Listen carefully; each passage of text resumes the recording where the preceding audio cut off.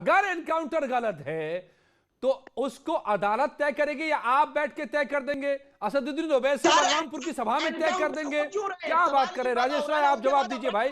UP की police हत्यारी हो गई है और वो भी मुसलमानों को चुन चुन कर मार रही है। क्या राजेश राय साहब है ना आईपीएस ऑफिसर फॉर्मर, बताएंगे आप।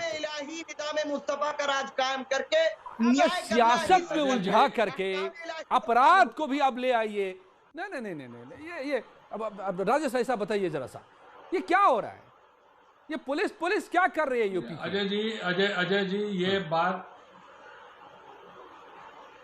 अजय जी देखिए ये बात बहुत स्पष्ट है कि जो पुलिस है वो बदमाशों के खिलाफ कार्रवाई कर रही है, बदमाशों की गिरफ्तारी हो रही है, और अगर उस गिरफ्तारी के दौरान बदमाश जो है पुलिस के ऊपर फायर कर रहे हैं तो पुलिस भी फायर कर रही है। अभी किसी ने बड़ी अच्छी बात कही कि जिस समय गोली चल रही है उस समय गोली चलने के बाद आजकल तो लोग अपने हाथ में कलावा पहन करके और जाति बदल करके जो है लोगों से बात करते हैं, अपने को जो है वो अगर मान लीजिए मुस्लिम है तो वो हिंदू बन करके भी लोग घूम रहे हैं और घूम करके तमाम चीजें कर रहे हैं।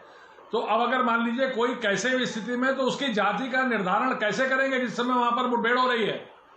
तो ये जो सवाल ये उठ रहे हैं अजय जी, ये प्योर सियासत है।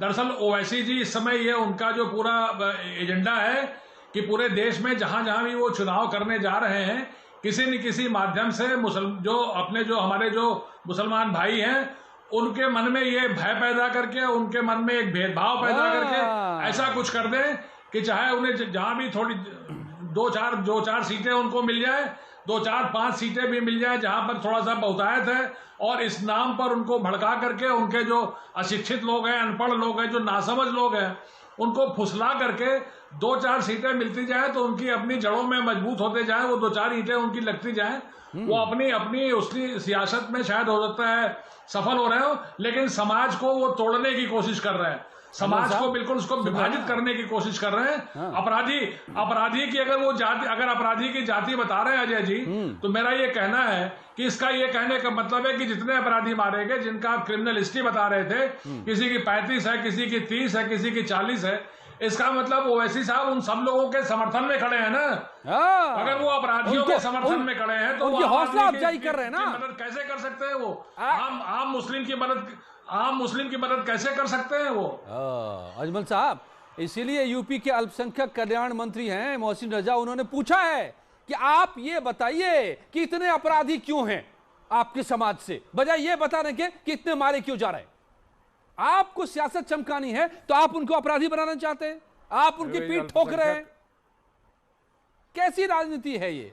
आप मुसलमानों के हित में काम करना चाहते हैं या उनके खिलाफ? अल्पसंख्यक कल्याण मंत्री जी, बता रहा हूं, अल्पसंख्यक कल्याण मंत्री उसी सरकार के हैं जिस सरकार से सवाल पूछा गया है, और सरकार से सवाल पूछना हमारा अधिकार है। हम सरकार से सवाल पूछेंगे। रहा सवाल ये इनकाउंटर का, तो इनकाउंटर किसी कानून का पार्ट नहीं है भाई। पुलिस सेल्फ डिफेंस में गोली चलाती है, और पुलिस को सेल्फ डिफेंस करने का उसी तरह अधिकार है जिससे किसी प्राइवेट आदमी को अधिकार है। ये इनकाउंटर की बात अगर चीफ मिनिस्टर की कुर्सी पर बैठा हुआ शख्स ठोकों की बात करेगा बजाय इसके कि उसको कानून से इंसाफ दिलाने का, तो ये होगा। सारे लोग जानते हैं कि जिस तरह की सरकार है, क्या एग्जीक्यूटिव हेड नहीं होता चीफ मिनिस्टर, उसके इशारे पर पुलिस काम नहीं करती? इसमें कौन सी बात है? अरे भाई, ठोकों की नीति किसने चलाई? पुलिस ने थोड़ी चलाई है। ठोकों की नीति हमारे माननीय चीफ मिनिस्टर साहब ने कहा है, उस पर सवाल माननीय चीफ मिनिस्टर से किया गया, पुलिस से नहीं किया गया है। चीफ मिनिस्टर साहब ने जो बोला है उस पर सवाल किया गया, और उस पर जो रिकॉर्ड आया है उसके हवाले से बात कही गई।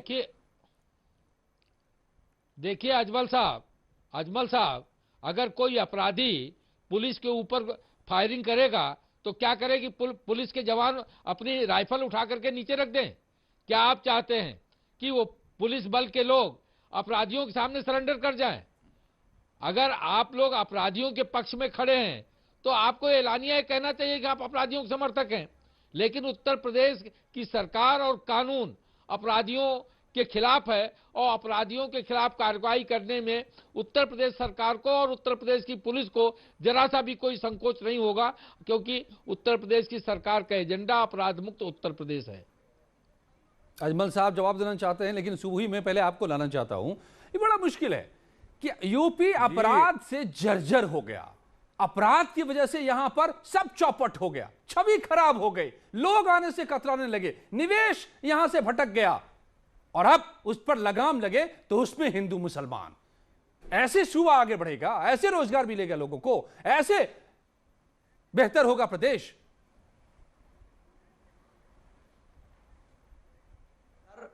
बहुत इंपॉर्टेंट चीज मैं रखना चाह रहा हूं, अगर एनकाउंटर सुबह पहले फिर Shadab I am coming to you first सुबह। या देश में इस, अरे प्लीज मैं बीच में ऐसे नहीं, बीच में मैं ऐसे बात नहीं करूंगी, प्लीज मैं गो ऐसे ऑन डिबेट ही नहीं सुबह। करूंगी, ऐसे मछली बाजार मत बनाइए शादाब जी, बात सुनिए जी। अजय जी, मैं पूरी जिम्मेदारी के साथ ये बोलना चाहती हूँ, मैं उत्तर प्रदेश की बेटी हूँ, मैंने बचपन से लेके अब तक का अपनी जो स्टेज है वो उत्तर प्रदेश में काटी है, मैंने उत्तर प्रदेश में बदलाव देखा है, और मुझे पूरा फक्र है कि मेरा जो प्रदेश है वो ऐसे इंसान के हाथ में है जो अपना पिंडदान करके योगी बनाए, जिसको ना मोह माया है, जिसको ना सत्ता का लालच है। हमेशा विधर्मी शासन वही करता है जिसको कुर्सी का लालच हो, जिसको किसी चीज से अटैचमेंट हो, और जब डिटैच्ड होके एक योगी उत्तर प्रदेश पे शासन कर रहा है, वो इन लोगों से सिर्फ इसलिए बर्दाश्त नहीं हो रहा है क्योंकि वो सनातन धर्म का पालन कर रहा है, और सनातन धर्म ये कहता है कि जहां बचाना धर्म है वहां बचाओ, और जहां मारना धर्म है वहां मारो। मैं योगी जी की ठोको नीति और राम नाम सत्य नीति दोनों के बिल्कुल साथ हूं, क्योंकि राइट टू प्राइवेट डिफेंस ना ही सिर्फ एक ह्यूमन राइट है बल्कि एक लीगल राइट भी है। हमारी आईपीसी का section 96 to 106 right to private defence की बात करता है। अगर आप हमें मारेंगे, हमारा गला रेतेंगे, हमारी संस्कृति इतिहास शास्त्र खत्म करेंगे, हमारे प्रदेश को आग लगा देंगे और दंगे भड़काने की कोशिश करेंगे, तो जिस भाषा में आप समझेंगे आपको उसी भाषा में समझाया जाएगा। एक बात यहाँ पे एक साहब ने राइट टू प्रोटेस्ट की करी, उनसे भी मैं ये पूछना चाहती हूँ कि संविधान के लिए सिर्फ लड़ना नहीं होता है साहब, संविधान खोल के पढ़ना भी होता है।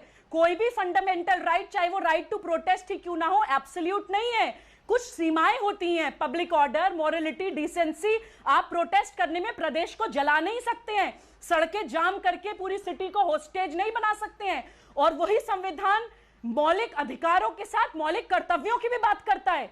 हर वक्त अधिकार अधिकार अधिकार, आपका कोई कर्तव्य नहीं है क्या इस देश के लिए? अपने कर्तव्य निभाना सीखिए, तब अधिकार की बात करिएगा, और तब किसी धर्म का पालन करने वाले इंसान पे उंगली उठाइएगा, क्योंकि पूरा देश देख रहा है आपको। शादाब चौहान जवाब है क्या मैडम, कोई? अब भी सवाल बचे हैं क्या आपके? आप सुन लीजिए। नहीं, सुबह खान के इन सारी बातों को साफ कर दिया सुबह खान ने। वो लॉ को भी जानती है,